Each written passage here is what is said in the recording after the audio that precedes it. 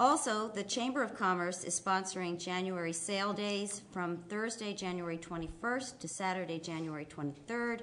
Stores in town will have special winter savings.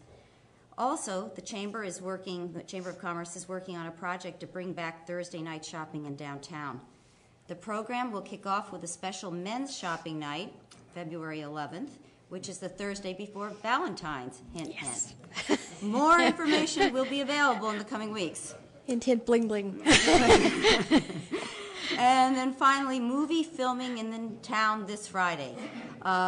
Star Vincent D'Onofrio, you can pronounce it? D'Onofrio. D'Onofrio, thank you. Law and Order. Law and Order Criminal Intent will be in town this Friday shooting scenes for a small independent film.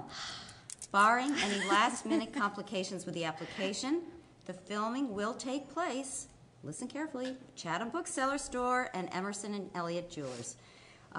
Clerk Elizabeth Osborne, Sergeant Keemer of the Police Department, and Jim Burnett have been working with the applicant to make sure there is minimal impact to the town. Thank you, Mayor. Thank you. Oh, boy. Finance and Borough Clerk, Bob Conley. No report, Mayor. Public Safety, Ms. Sugimoto. Yes, thank you, Mayor. First of all, I want to thank our police and fire departments for keeping Madison safe during the holiday season. Also want to report that our police department, in conjunction with the United States Marine Corps, collected 3 containers of new toys for needy children. I want to thank them for their efforts in caring for the community beyond their everyday duties. Thank you. Thank you. Utilities, Dr. Esposito. No report this evening, Mayor. Thank you. Public Works and Engineering, Mr. Cerciello.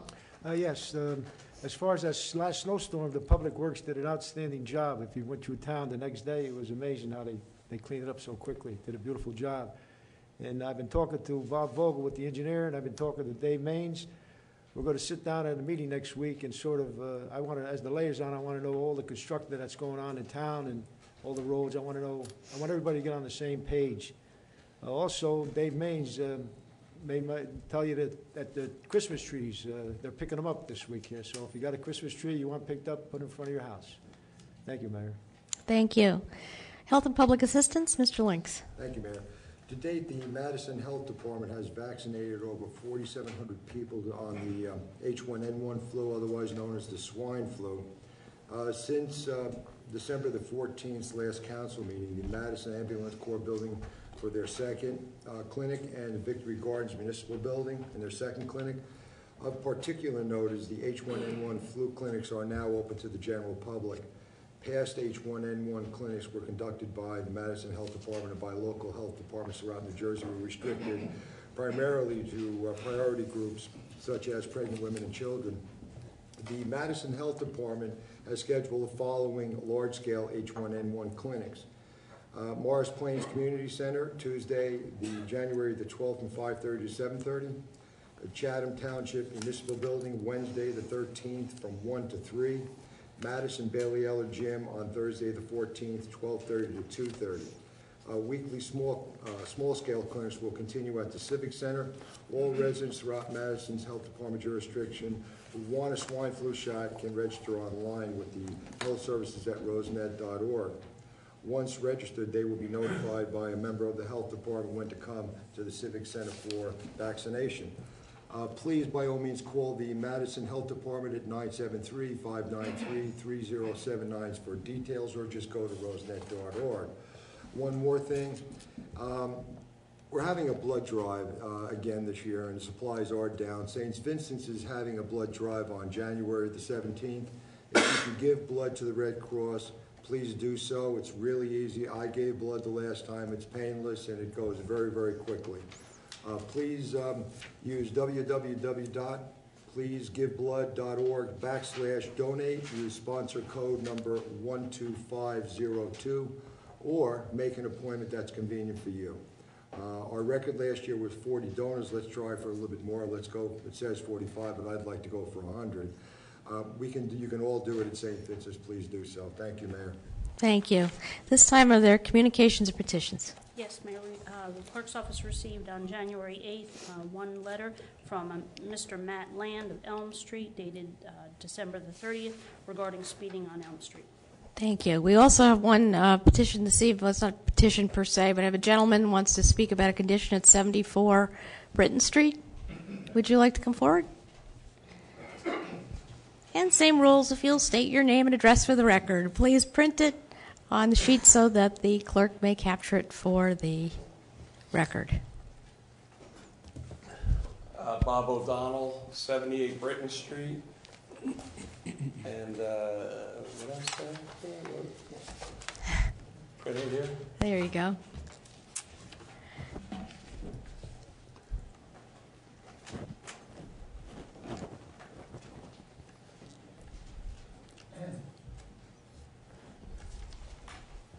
Yes, Mayor. My name is Bob O'Donnell. Hello to everybody. And residents at 78 Britton Street for the past 15 years. And I was addressing the council regarding my neighbor at 74. Oh, excuse me, I have a cold. It's 74 Britton Street, which until recently it was owned by, to my knowledge, Mr. Reed owned it as a single family residence dwelling. And apparently the house has been donated to a group called Community Pride, and it's being operated now, as I understand it, as a, if you say a group home or to me, a boarding house. I just became aware of the transfer, and I was wondering why the residents were not advised of the change of use in the property from a single family dwelling to a group home or what have you. And just some of the things that have been going on in the household. We live right next door. Occasionally, they knock on my windows and wave hi inside, which I've constantly asked them to stop, and keeps doing it. I have 4 small children. They'll be out playing in the backyard. They come over, and I have to say, let the kids play and tell them to leave, and then he forgets, and then he keeps coming back, some of them. I also have the situation with the driveway. Now a new occupant has moved in, or a tenant, and so they have 2 cars now. Now instead of moving the 1 car, they drive over the Belger blocks, and they drive down either the backyard of my house or on the other side of my house. Again, I have small children playing in the backyard, and they're ripping through my backyard.